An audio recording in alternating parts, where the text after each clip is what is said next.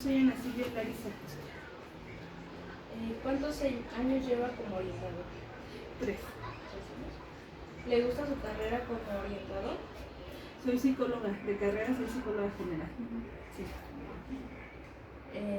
¿Cuál es el proceso para llegar a ser un buen orientador? ¿El proceso para el puesto o el proceso como mío? El piloto de sí. Híjole, no lo había pensado. Mira, tienes que tener mucho orden, tienes que tener mucha discreción, tienes que tener un amplio conocimiento, por así decirlo, de instituciones en que pueden apoyar a los estudiantes. Tanto, bueno, yo me enfoco en la salud mental porque mi profesión así es, pero también pues tenemos que saber, por ejemplo, de becas, de altas y bajas del seguro social. Entonces, saber a dónde canalizar cada uno de los problemas que tienen. Somos una comunidad de 2.500 estudiantes. Entonces, pues son muchas las problemáticas que se abordan. Y de todo tipo. Y tienes que saber, desde una asesoría, por ejemplo, matemáticas, ¿no? O sea, ¿a quién podrían recurrir, tanto de manera pública como de manera particular? Ya de ahí vas subiendo como... Siempre tienes que saber a dónde derivar.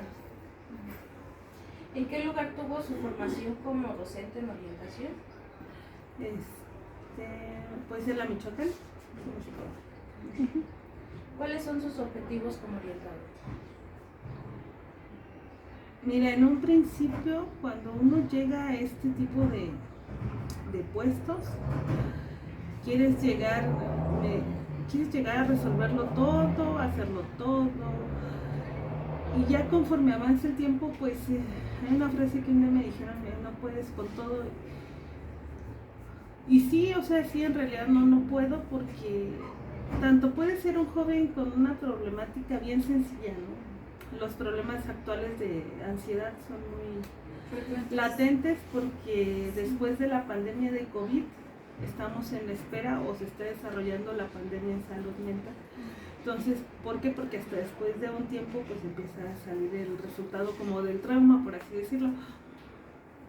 Entonces, actualmente los padecimientos que tienen los jóvenes para volverse, a pesar de que solo fue una pandemia de 2 años, el volverse a insertar en el sistema educativo normal les ha costado un poquito. Entonces puede ser algo tan sencillo como pautas de ansiedad y de estrés, como puede ser ya problemáticas más profundas que ya tienen que ver con la vida personal de cada uno de los estudiantes. No generó más problemas más que nada por usted, tanto como de estudiantes y profesores a la vez, ¿verdad? Así es. Tanto orientar, porque también es como parte de orientar a profesores y a sí, alumnos, o sea, a veces llegan ya los docentes, los maestros, pues atienden grupos de adolescentes de 50 grupos, luego a veces es uno tras otro, ¿no? Entonces atienden de 3 a 4 grupos por día, entonces para ellos también es un desgaste, ¿no? O las problemáticas luego de los estudiantes que llegó y nos gritó, ¿no? Nos habló bien feo. Entonces hay que mediar el conflicto entre el docente, que no justamente luego te sorprende, no sé, ese docente si no es así, pero bueno, el trabajo nos lleva a tener maneras, abordarlo con el docente, abordarlo con los estudiantes, que los estudiantes comprendan, que el docente no vaya a pensar que lo acusaron como de mala con dolo, pues. Entonces, se va a desarrollar. Sí. ¿Por qué quiso dedicarse a esta profesión? Me gusta mucho el trabajo con adolescentes, siempre me ha gustado mucho eso. Dentro de la psicología es de los más complicados porque son individuos que están dejando de ser niños, se están acostumbrando, están buscando su autonomía como adultos, pero entonces no pueden porque siguen dependiendo de los papás. Entonces, dentro de lo complicado, los jóvenes dicen luego que actualmente las juventudes no tienen no son como antes. Yo creo que no, yo sigo viendo buenos estudiantes, pues como todas las crisis en sus tiempos, son jóvenes que necesitas como hacer de payano, sí, pero no son generaciones perdidas. ¿De qué manera puede llevar un ambiente sano con el alumno? este tiene que ser su espacio seguro para ellos, tienen que estar, y actualmente están muy fuertes, por ejemplo, el acoso, que no sufran acoso ni entre ellos, y el acoso sexual y acoso escolar. Y también del personal hacia los estudiantes. Hace muchos años era muy el acoso sexual muy fuerte, por ejemplo, a las jovencitas, a las adolescentes. Actualmente ya no, y se han tenido que ir modificando las pautas de comportamiento de algunos docentes para que sepan que ya no pueden, o sea, que ya no es tan sencillo, y que ya aparte existen muchos medios para evitar esas conductas inapropiadas, porque aquí están ellos para sentirse ellos y ellas pues seguras, libres de acoso de cualquiera que ésta sea, para que el ambiente académico sea óptimo y ellos logren desarrollarse en medida lo que se pueda en su desarrollo académico. Vienen a veces de hogares muy violentos, y todavía si conviertes tú a la institución educativa en un factor más de estrés, pues entonces como de qué se trata. Entonces tiene que ser su sitio seguro, cuando menos para que académicamente se puedan desarrollar. ¿Qué ha sido lo más gratificante que ha realizado como orientador? Pues evitar la deserción escolar, que es muy complicado cuando las condiciones económicas, las condiciones familiares, los divorcios, las inseguridades, las desapariciones, convencer a un estudiante que piensa que lo mejor a sus 15 años es embarazarse del novio que tiene actualmente porque está eternamente enamorada, es muy complicado, ¿no? O sea, hacerle sin ofenderla, sin señalar, y que lo dijera como que no es como una solución en este momento, pero cada una de las deserciones que evitamos aquí, pues yo creo que es lo más gratificante, porque pues la finalidad como institución es evitar las bajas o problemas de salud mental. Por ejemplo, ese ha sido, cuando menos aquí, visibilizar que un trastorno de ansiedad sí te incapacita, que un trastorno depresivo sí te incapacita, que los docentes a lo mejor no justifiquen sus fallas académicas, pero ya lo empiezan a comprender como que sí es real, ¿no? O sea, sí existe una incapacidad cuando ya hay un trastorno mental. ¿Qué otra carrera le hubiera gustado estudiar? Antropología. ¿Por qué? Nunca la he estudiado así bien, pero me hubiera gustado mucho como la historia del ser humano, pero desde otro enfoque, no desde la salud mental. Siempre. Nada más que yo no sabía que... Yo digo que uno está muy joven cuando elige carrera, o sea, como irte a otro lado a estudiar o cosas así, sí, voy a cambiar. Sí. ¿Es el único orientador o hay más? No, hay una por la tarde que es el turno vespertino, somos dos. ¿Y ahorita actualmente trabaja solo o hay un equipo que la resuelve? No, somos un equipo. Nosotros somos orientación educativa. Está la trabajadora social, ella se encarga de altas y bajas de becas. Ahorita la única beca que se tiene pues es la beca del gobierno, que es para todos los estudiantes que están en escuelas públicas, y tenemos la de seguro social, que también es ella tiene inconclusa la carrera de psicología, pero nos apoya con las altas y bajas de becas. Somos 3 personas. En esta área pues yo me encargo más de la parte como de la salud mental, y ellas apoyan muchísimo porque el trabajo de orientación educativa es muy administrativo, como justificar la inasistencia de un joven, verificar sus becas, verificar sus datos, tener un expediente de qué escuela viene, sus actas de nacimiento, sus datos de su familiar y su historia médica. Entonces pues no funcionaría sin un trabajo de una sola persona. ¿Planea sus actividades del día? Sí, en teoría sí, la del semestre sí, pero es imposible, la carga de trabajo nos supera. Digamos que por periodos largos que te pongo iniciamos febrero-julio, ¿no? O sea, las primeras 2 semanas de febrero-julio, actualizar experiencia, actualizar números de teléfono, ¿no? Segunda semana, pero así por día. ¿No? ¿Qué área o ámbitos son los que generalmente trabajan? ¿En qué sentido? En el sentido de, por ejemplo, aquí trabajas solo con los alumnos o solamente con padres de familia. Exclusivamente con estudiantes, solo resuelvo conflictos de estudiantes, no conflictos académicos como de calificaciones y esas cosas, no. Por ejemplo, si el estudiante tiene alguna situación personal o saber, porque jóvenes que se ausentan de, por ejemplo, una semana, los maestros los reportan, nosotros tenemos que investigar porque ese alumno no ha venido a la institución. Con los docentes cuando llegan cansados, uno que otro que llega como hastiado, cansado de repente, pero conflictos que llega a tener el docente, no, y eso ya se encarga otro oficial. ¿Cuál ha sido la situación más complicada que ha enfrentado como orientador? Los abusos sexuales de los papás biológicos a las hijas, y tuvimos un secuestro de una estudiante. Un secuestro de una estudiante. Son las dos cosas que me han impactado, que sí te impactan durante un tiempo. Ya luego como que, bueno, lo vas trabajando y demás, pero... Y los abusos sexuales, yo cuando llegué a esta oficina me di cuenta que son bastante. ¿Puede darnos algún ejemplo de alguna intervención eficaz que haya llevado a cabo para ayudar a un alumno con dificultades? Mira, desde que el alumno identifica que aquí hay un espacio seguro, así yo no esté, cualquiera de mis compañeras en ese momento, cuando menos cuando les da una crisis por ejemplo de ansiedad, se vienen para acá. O sea, ya ubican que aquí hay un espacio, ¿no? Que ya no tienen que correr, que ya no tienen que buscar, que ya no se tienen que ocultar. Dentro de las herramientas más eficaces es el informe del padecimiento del estudiante, yo creo. Anteriormente se hacía nada más un justificante con sus inasistencias y sus motivos médicos. Ahora cuando ya tienen alguna incapacidad aunque sea física, bueno, una incapacidad física o algún tipo de trastorno mental, se les informa, y ya tienen un tratamiento con un psiquiatra o un psicólogo, se les informa a los docentes cuál es el padecimiento, de qué trata, y si están medicados, cuáles son los efectos secundarios de esa medicación.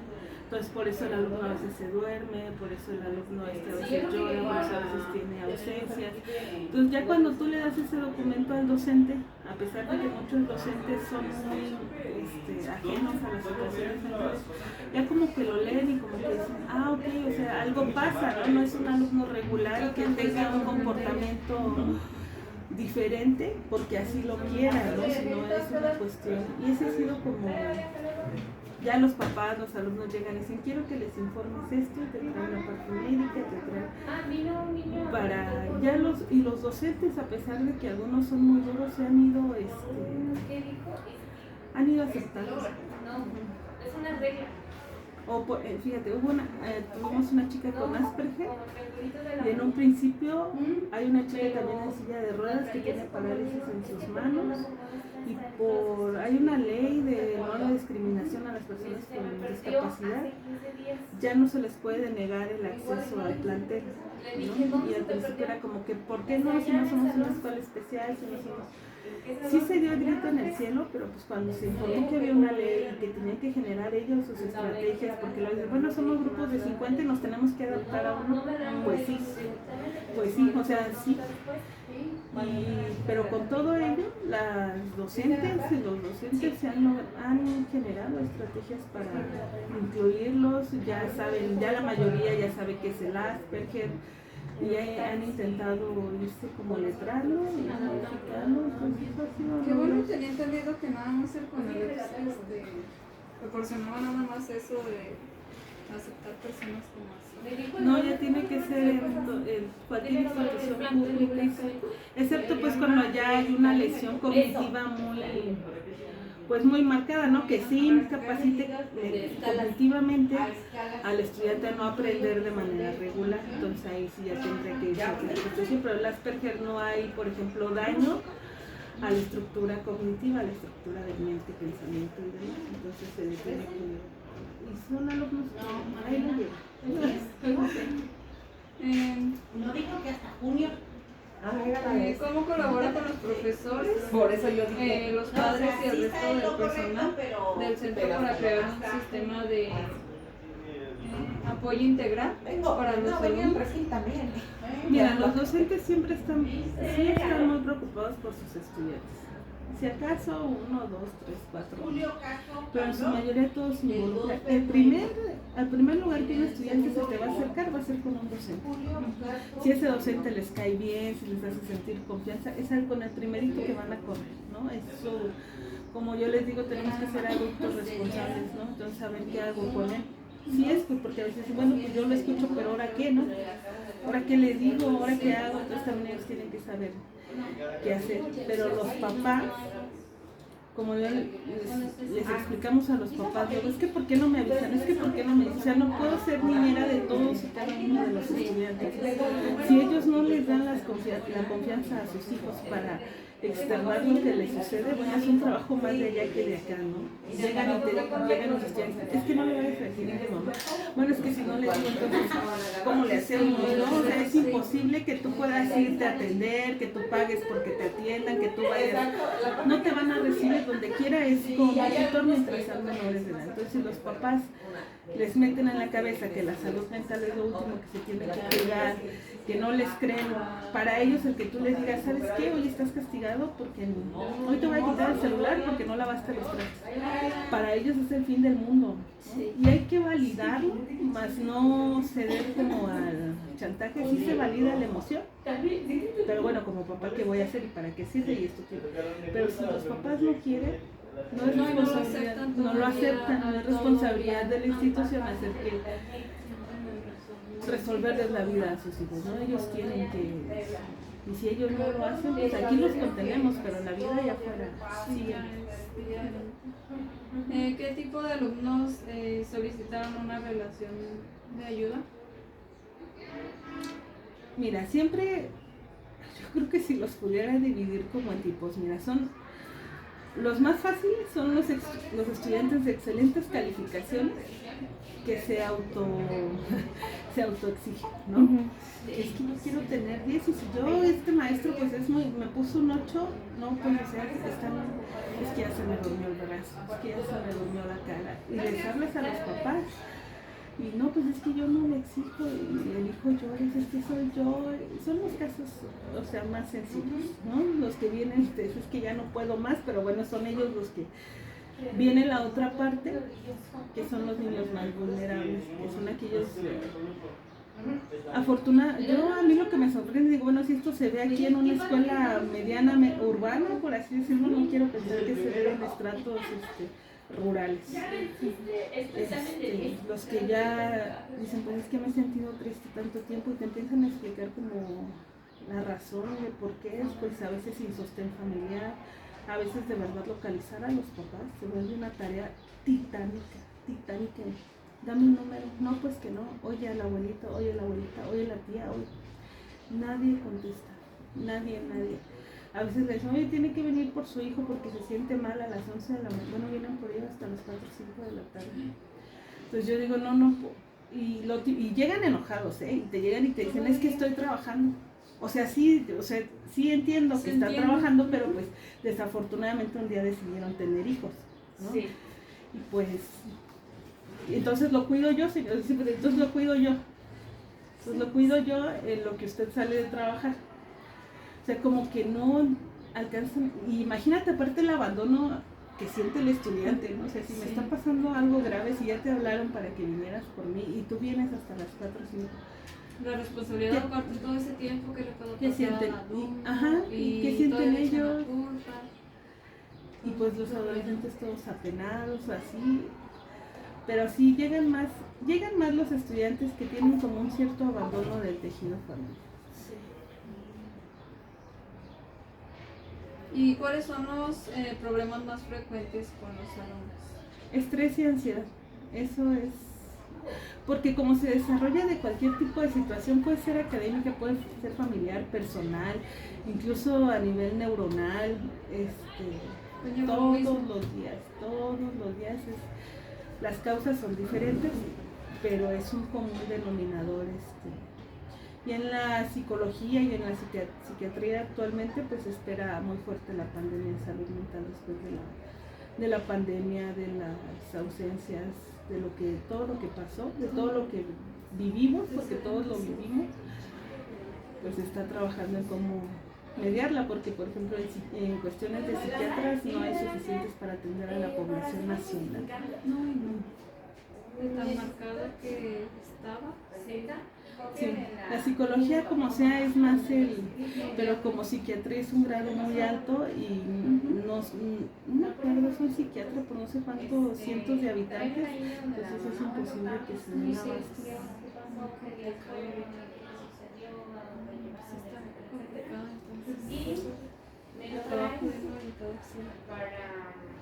Sí, pues en nuestro caso sería todo.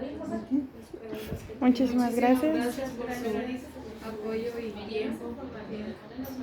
No te preocupes, Sí nos sirvió mucho y la verdad sí es, pues es un trabajo muy grande y es un compromiso muy grande. sí, tenemos que trabajarlo, yo creo que en todos los planteles, no todos tienen el perfil de psicología, otros son trabajadores sociales, aquí en el turno vespertino tiene hasta la secundaria, pero sí, cuando menos la estructura mental que tenemos que tener tiene que ser muy fuerte, ¿no? Porque hay estudiantes con problemáticas que te llegan a impactar mucho, porque pues uno tiene un desarrollo de vida distinto y cuando llegan y te platican lo que están viviendo, es muy complicado. Y luego saber qué hacer con ellos es lo segundo, o sea, y ahora qué hacemos, o sea, hacia dónde. Sí, es la etapa, o sea, la prepa sí es la etapa donde desconocen muchas cosas. Sí, pero sí esa es la función y pues siempre se tiene que estar, orientación educativa siempre se tiene que estar actualizando, renovando, materia Siento que de ahorita ya derechos está en la humanos. primaria se tiene que aplicar, ¿no? Debería de darse un poco más de énfasis a la orientación educativa, a la orientación vocacional.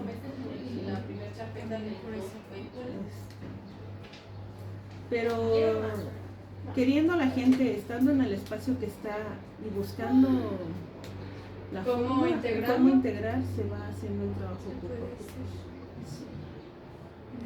Pues, muchísimas gracias.